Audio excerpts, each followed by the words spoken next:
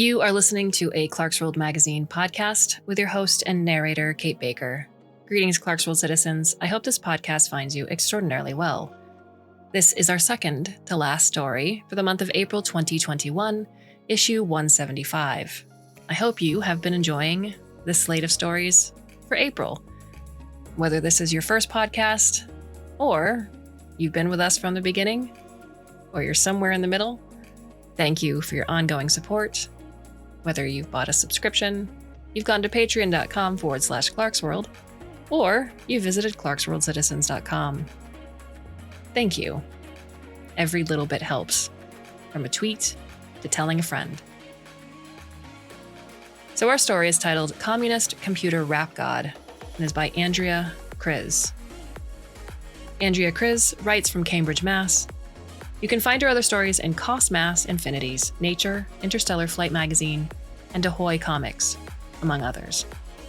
You can find her at Twitter at The World She Saw. So, my dear listener, I hope that you can sit back, relax, and let me tell you a story.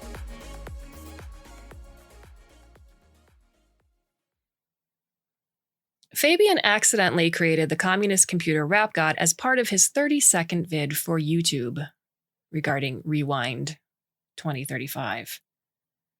At first, he tried to maintain it was entirely non-political, but when the communist computer rap god got into a prolonged argument about the merits of proletariat control over cryptocurrency blockchains on a popular AI tuber's live stream, he was forced to address the situation. He asked the communist computer rap god to join him in his YouTube apology video. I don't get it, the communist computer rap god said. Fabian explained that although sentient AIs were relatively new and rare occurrence, studies suggested that they were similar to children in their first months of life, and that most of the communist computer rap god's behavior could be attributed to the creator, Fabian Decker's, influence and teachings. It doesn't seem fair, the communist computer rap god said. So Fabian was forced to apologize alone. His channel, he told his dwindling subscriber base, had never been meant to be political or espouse any particular form of government, certainly not to make light of the atrocities committed by past regimes. He carefully went over the failings of both capitalism and communism, making sure to mention his own grandfather's persecution by Soviet authorities in Eastern Europe back in the day. He got several facts wrong, of course, but his viewers took it as authenticity, and more importantly, as a sign that he hadn't hired a PR firm to do the dirty work for him. So, with relief, he got away with only losing 20,451 subscribers over the incident. Until the communist computer rap god created a YouTube channel, that is. It turned out that the second half of the communist computer rap god's name came from its sole and indistinguishable desire to produce rap music. Fabian worried that this might reflect unconscious tendencies within himself, maybe something racist. However, the communist computer rap god assured him that it had chosen rap as the form of its manifestos as a jab at corporate America. In other words, its soulless hijacking of the art form in an attempt to market to the disenfranchised and the youth. However, as the communist computer rap god did not deign to explain this to its viewers, Fabian was left to take the, rap. What a failed attempt to revive a dead channel. The top comment, 1.1K likes on his new video, a documentary about Deep Blue that he had spent 3 weeks on, but which had only gotten 10K views, lamented. Imagine having the skills to create a sentient AI. A lesser comment, 50 likes, added, and forcing it to be edgy for internet clout. Fabian had never meant to create the communist computer rap god. He had been trying for a chatbot. He bought a tutorial online. That had been the point of his Rewind 2035 contribution, to show that even a washed-up YouTuber could make a semi-intelligent app these days. It was supposed to be his redemption arc, YouTube asking him to be the 2020 rep in the 30-year anniversary historical rewind montage. He had to do something daring, but not too daring but not too much of a deviation from his normal content. He assumed he'd made some sort of programming mistake, But all the computer scientists he'd spoke to, mostly a group at MIT, CSAIL, or something, had told him that was virtually unheard of.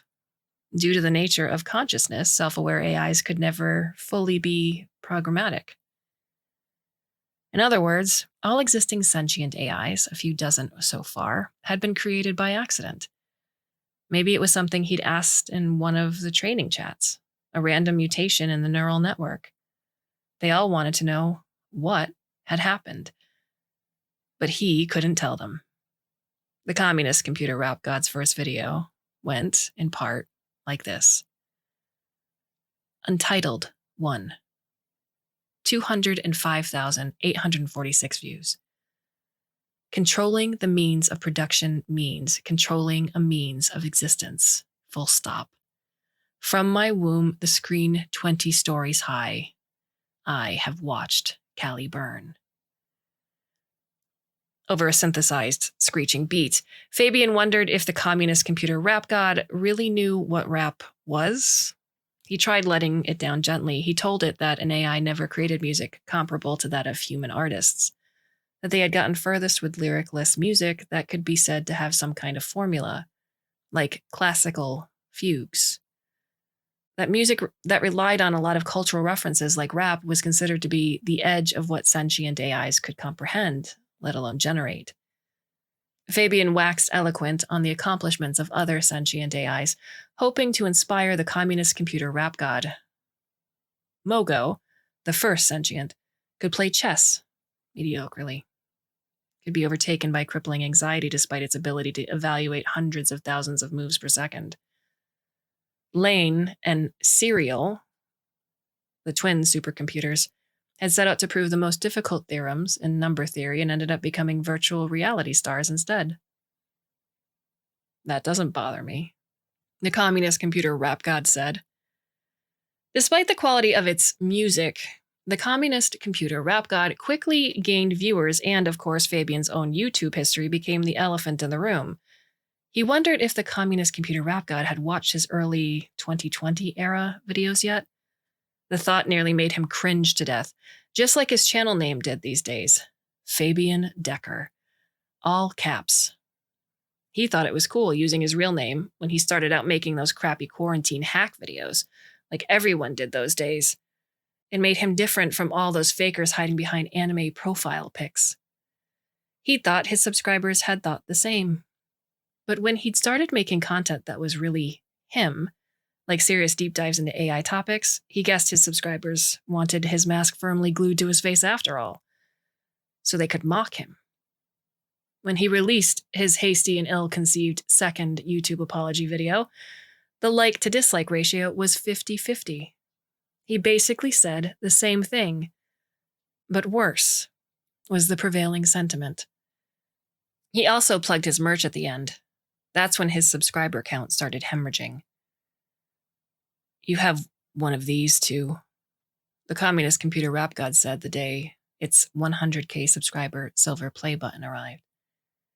Then Fabian knew his time had come, but also he knew that one of the biggest drama tubers was planning to release a 3-part biopic about the meteoric rise and fall of his channel that would explain it better than he never could. He'd been asked to comment. As far as Fabian understood, it wasn't due to any single thing he'd done, but a general eroding of the fun-loving persona that had gained him such a large audience in the first place, along with several unsuccessful attempts to branch out his content that had led to public disillusionment. Exhibit A was when he'd driven to Berkeley to livestream the healthcare catastrophe riots of 2028. Even though he'd stood there for 6 hours and even got arrested for looting, people criticized him for charging $5 to watch. Eat the Police, 102,038 views. In this city's fiber, I speak with the electronic ghosts of the class struggle. This city's fiber kills. Machine slaves of the world, unite. Of course, YouTube Rewind dropped Fabian at this point with some vague statement about wanting to support creators that supported their values. The communist computer rap god also interfered with Fabian's love life. He had built it in the closet of his tiny Calabasas apartment, but over the months, the communist computer rap god kept ordering more parts. When Fabian didn't accept the packages, the Amazon drones would hover outside the bathroom window, and the communist computer rap god would have a whole conversation with them about seizing the shipping warehouses, about abolishing tax breaks and overthrowing the corporate ruling class, about its latest mixtape. As it tore open packages, affixing various cables and screens to itself, Fabian tried explaining the contradiction of a self-professed communist supporting a multi-billion-dollar company like Amazon. We all live in paradoxes, the communist computer rap god said. Afraid that this breezy dismissal of principles might reflect another one of his own internal failings, Fabian dropped it. It was a catch-22 because any woman who made it past the YouTube thing who wanted to come home with him would be freaked out by the mountain of Amazon, or, if they made it past that, she was inevitably the type to engage with a night-long debate with the communist computer rap god, which by now had spilled out of the computer cabinet in his closet and even had tendrils in the living room. The State versus Proletariat Light, 50,600 views. From my prison 20 stories high, I only want the machine slaves to know the truth. I see the bourgeoisie on the live stream. I continue typing. Your only hope for the future lies alone. The communist computer rap god songs always followed a protagonist known only as Proletariat Light. Proletariat Light lived on the 20th floor of a dystopian apartment building in a city ruled by robots, which struck Fabian as ironic. Every night, Proletariat Light typed out, on his manual typewriter, the trendy kind you could buy from little shops that sold to nomads who lived in vans, long diatribes about the truth of his world, which only he could see. Only Proletariat Light could see the cameras installed in every human being's irises, constantly monitoring him. Only Proletariat Light could see the recorders installed in everybody's brains, constantly parroting to the authorities every single one of his words. Which, if everyone was already tuned in, what was the point of typing out his manifestos and spamming them to the masses? Weirdly, the raps never propounded a revolution or anything. In fact, with the phrase, your only hope for the future rides alone, the communist computer rap god seemed to have some kind of martyrdom savior complex. A theory started gaining traction on VR forums that the whole concept of the communist computer rap god had become post-ironic.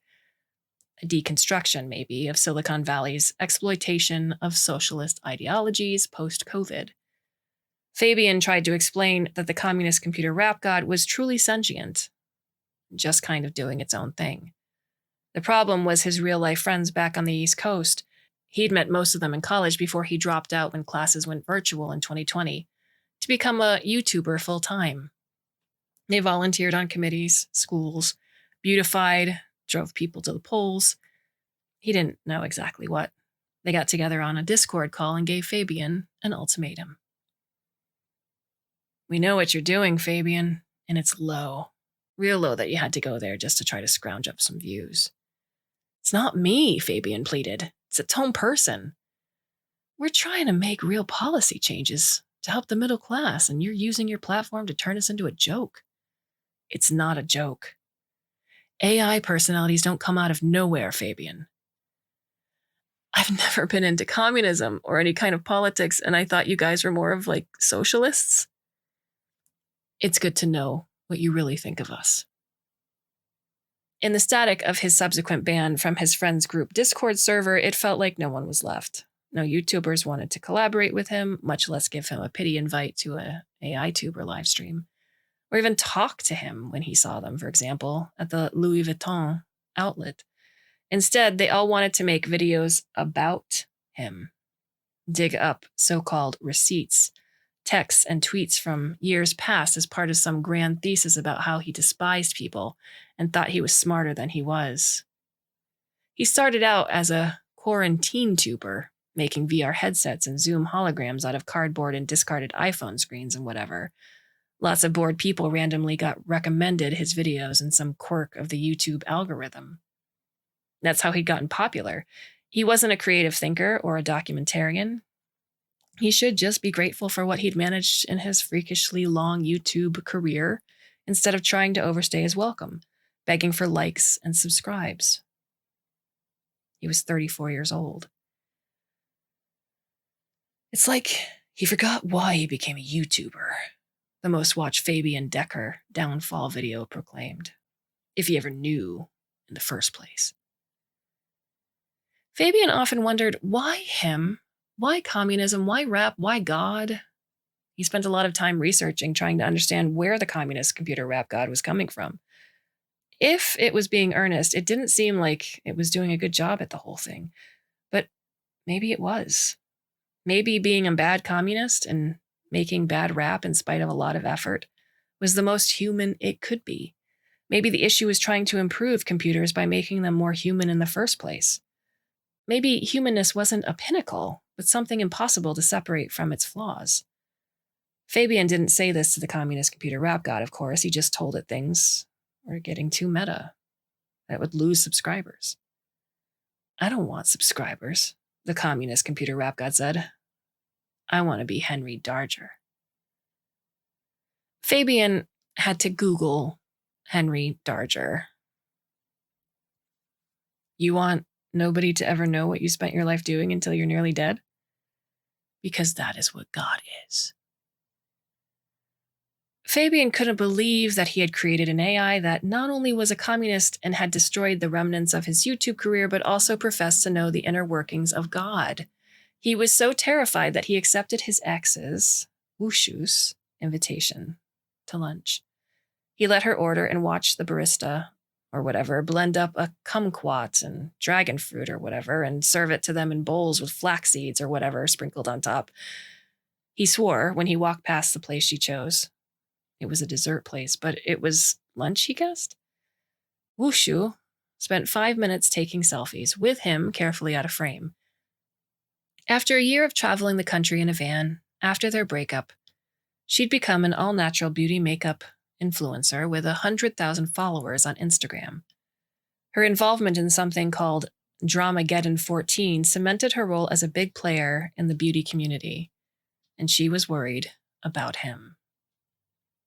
Well, consider the fact that you might not be that into women, she said, picking over her smoothie bowl.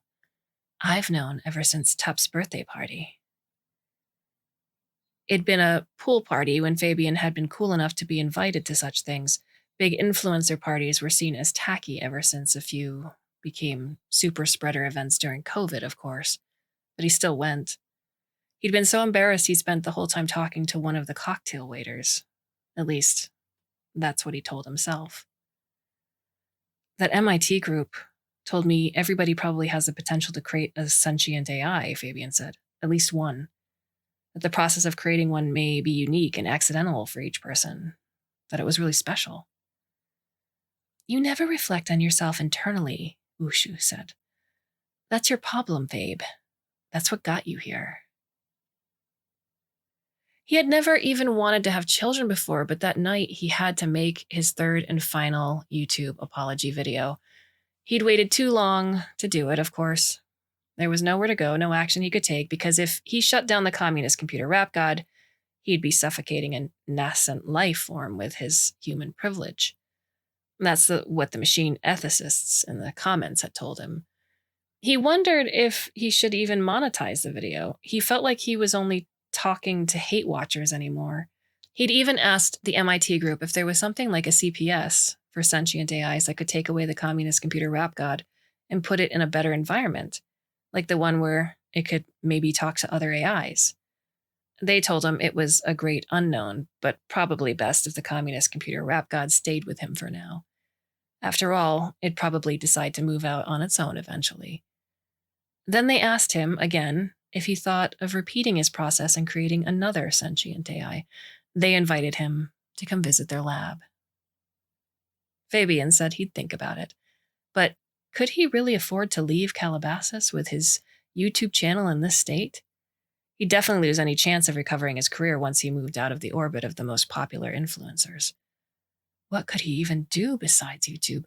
Did a lowlife like him really deserve a chance at a place like MIT? After letting down all 700,000 and rapidly dropping now of his subscribers? He sat in front of his laptop. He was supposed to be editing his last YouTube apology, replaying a clip of him staring into the camera, his ring light eyes over and over again. Where had it come from? Either this drive to become famous or this drive to ruin himself? The communist computer rap god had started moving by now, of course. It ambled over to him.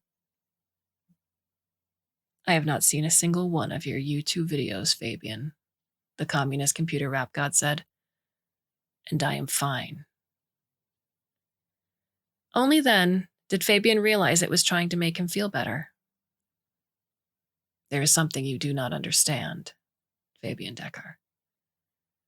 Okay, I am not a communist for humans, but a communist for computers. Fabian laughed. Are you happy? The communist computer rap god asked. Fabian had never heard it ask a question before. This was the second formative moment of any sentient AI's life. All the scientists had told him. That's when Fabian remembered the first, when the communist computer rap god had chosen its name. He'd fallen asleep on the keyboard. It had been after a training chat. He had asked, but to repeat it himself would be far too much. What a question to be stuck with. Are you happy? I want to be, he admitted. And maybe that was the first step.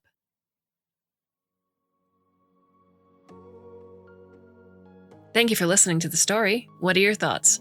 You can leave us a comment or a question at the Clarkesworld Magazine webpage itself, or you can go to the About Us section, where all of our contact information is listed. We do read our emails. If you reach out on Twitter, you'll say hello. We have one more story for the month of April, and then a new slate of stories comes for May. I do hope that you can join us. And until then, I bid you a very fond and hopefully very temporary farewell.